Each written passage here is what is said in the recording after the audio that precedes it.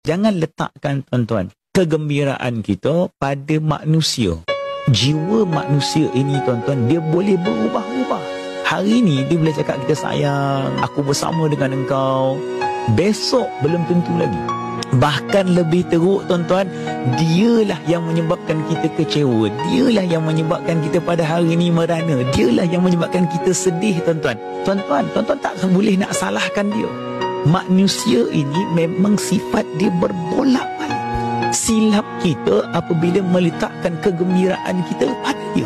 Jaga hubungan engkau dengan Allah.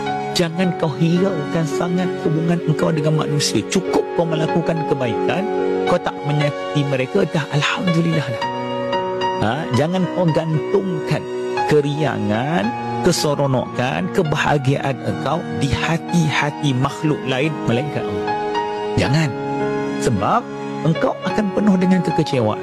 Moga Allah jadikan kita orang yang meletakkan kegembiraan, keseronokan kita hanya pada Allah.